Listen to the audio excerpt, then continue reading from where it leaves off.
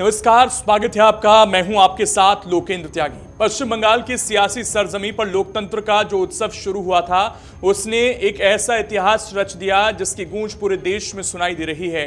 बंगाल के मतदाताओं ने इस बार वो कर दिखाया जो भारत के चुनावी इतिहास में आज तक कभी नहीं हुआ। मतदान के जो आंकड़े सामने आ रहे हैं वो हैरान करने वाले हैं।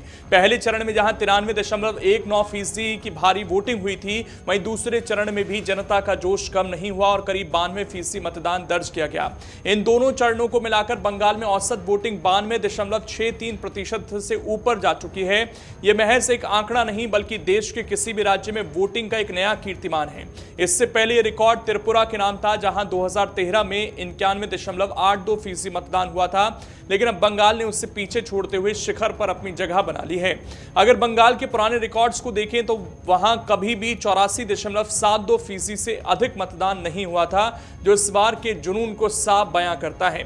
सत्ता के इस महासंग्राम के अंतिम पड़ाव पर सबकी नजरें अब एग्जिट पोल के नतीजों पर हैं। इन रुझानों ने पश्चिम बंगाल की राजनीति के उन चेहरों को सबसे बड़ा झटका दिया है जो खुद को किंग मेकर मानकर चल रहे थे। असदुद्दीन ओवैसी और हुमायूं कबीर जैसे नेताओं ने मुस्लिम वोटों के सहारे सत्ता की चाबी अपने हाथ में होने के जो दावे किए थे, वो इन एग्जिट पोल में पूरी तरह ध्वस्त होते नजर आ रहे हैं।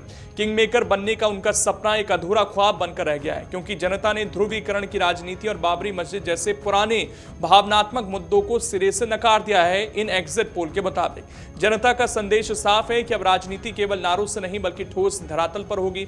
अगर हम प्रमुख एग्जिट पोल के आंकड़ों पर नजर डालें तो तस्वीर काफी हद तक स्पष्ट होती दिख रही है कि बंगाल में इस बार बदलाव हो सकता है। पश्चिम बंगाल विधानसभा की 294 सीटों पर बहुमत का आंकड़ा 148 है। मैट्रिज और पोल डायरी दोनों ने बीजेपी को बढ़त देते हुए 146 से 161 सीटें मिलने का अनुमान बताया है, जबकि टीएमसी को 125 से 140 सीटों पर सिमटते दिखाया गया है। चाणक्य के सर्वे में भी बीजेपी को 150 से 160 सीटों के साथ बहुमत के पार दिखाया गया है। सबसे चौंकाने वाले आंकड़े प्रजा पोल के हैं, जो बीजेपी को 178 से 208 सीटों तक ले जा रहे हैं। हालांकि पीपल्स पल्स ने टीएमसी को 177 से 187 सीटें देकर सत्ता में वापसी की उम्मीद जताई है, लेकिन पी मार्क का सर्वे फिर से बीजेपी को 150 से 175 सीटों के साथ मजबूत स्थिति में दिखा रहा है, यानी कि जो भी पार्टी आएगी वो बहुमत के साथ आ सकती है।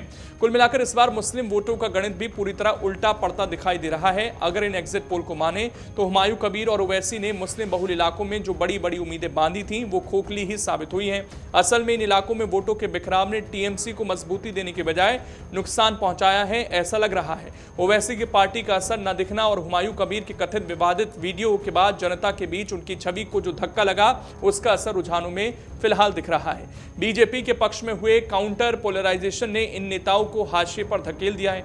एग्जिट पोल की सबसे बड़ी सच्चाई यह आई है कि अन्य दलों और निर्दलियों का वजूद लगभग खत्म होता दिख रहा है। सर्वे के मुताबिक अन्य के खाते में 0 से 10 सीटें ही जाती दिख रही हैं। यहां तक कि पी मार्क नेताओं ने 0 पर लाकर खड़ा कर दिया। इसका सीधा मतलब यह है कि बंगाल अब पूरी तरह से बाईपोलर राजनीति के दौर में प्रवेश कर चुका है, यानी कि दो पार्टियों के मुकाबले में ही प्रवेश कर चुका है, जहां मुकाबला सिर्फ बीजेपी और टीएमसी के बीच फिलहाल दिखाई दे रहा है।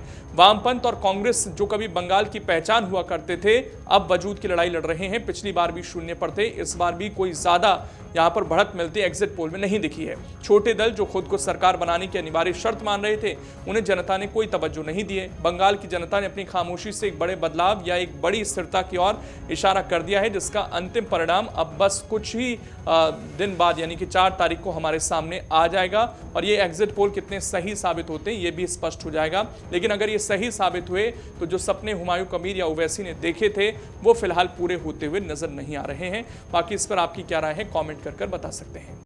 अगर आप ये वीडियो YouTube पर देख रहे हैं तो हमारे चैनल को सब्सक्राइब कर बेल आइकन दबाएं और Facebook पर देख रहे हैं तो हमारे पेज को लाइक करें।